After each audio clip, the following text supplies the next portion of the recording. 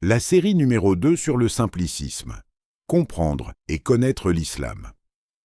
Épisode numéro 2. Le monothéisme, une vérité continue depuis l'origine. Lorsqu'on observe l'histoire religieuse de l'humanité, on constate que les traditions se présentent souvent comme distinctes, parfois opposées.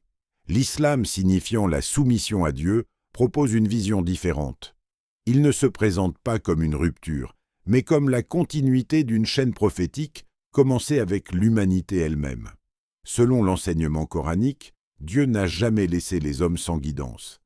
Il a envoyé des messagers à toutes les époques pour rappeler la même vérité fondamentale, adorer Dieu seul et vivre selon la justice. Le Coran affirme clairement « Nous avons envoyé dans chaque communauté un messager, adorez Dieu et écartez-vous du faux ». Sourate 16, verset 36. Cette affirmation place l'islam dans une perspective universelle. La révélation n'est pas limitée à un peuple. Elle accompagne l'humanité depuis ses origines. C'est pourquoi l'islam reconnaît l'ensemble des prophètes. Adam, Noé, Abraham, Moïse, Jésus et bien d'autres, paix et salut sur eux tous, sont considérés comme des messagers authentiques de Dieu. Leur mission était identique, rappeler l'unicité divine et la responsabilité humaine. Le Coran insiste sur cette unité du message. Dites, nous croyons en Dieu, en ce qui nous a été révélé, en ce qui a été révélé à Abraham, Ismaël, Isaac, Jacob et aux tribus, en ce qui a été donné à Moïse et à Jésus, et en ce qui a été donné aux prophètes de la part de leur Seigneur. Nous ne faisons aucune distinction entre eux. Sourate 2, verset 136. Ce verset est fondamental. Il affirme que la foi islamique inclut la reconnaissance de tous les prophètes.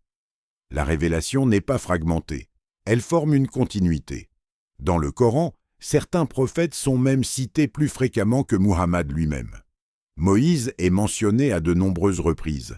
Jésus est honoré comme messager et esprit venant de Dieu. Abraham est présenté comme modèle de pure soumission. Le Coran dit à propos d'Abraham, « Abraham n'était ni juif ni chrétien, il était entièrement soumis à Dieu. » Sourate 3, verset 67. Ce verset exprime une idée essentielle. L'islam ne se définit pas comme une identité historique, mais comme une attitude spirituelle. Se soumettre à Dieu, c'est être musulman au sens originel du terme. Dans cette perspective, l'islam ne nie aucune révélation antérieure.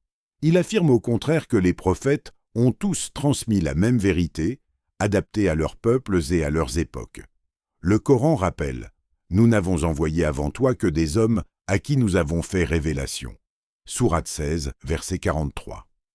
Ainsi le prophète Muhammad, paix et salut sur lui, n'est pas présenté comme le fondateur d'une religion nouvelle, mais comme le dernier messager d'une série de révélations monothéistes. Le Coran le désigne clairement. Muhammad n'a jamais été le père de l'un de vos hommes, mais il est le messager de Dieu et le sceau des prophètes. Sourate 33, verset 40. Être le sceau des prophètes, c'est-à-dire le dernier prophète, signifie que la chaîne prophétique atteint son accomplissement. La révélation n'est pas interrompue brutalement.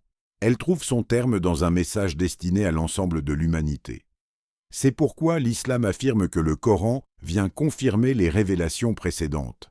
Nous avons fait descendre sur toi le livre avec la vérité, confirmant les écritures qui l'ont précédé. Sourate 5, verset 48. Dans cette vision, la révélation n'est pas une succession de religions concurrentes. Elle ressemble plutôt à une progression pédagogique. Dieu rappelle la même vérité à chaque époque, jusqu'à ce que ce rappel atteigne une forme universelle.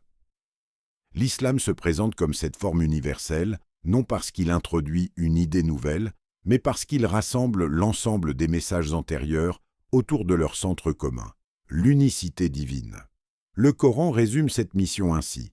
Il vous a légiféré en matière de religion ce qu'il avait enjoint à Noé, ce que nous t'avons révélé, ainsi que ce que nous avions enjoint à Abraham, Moïse et Jésus. Établissez la religion et n'en faites pas un sujet de division. Sourate 42, verset 13. Ce verset montre que l'islam se comprend comme l'héritier d'une tradition prophétique unique.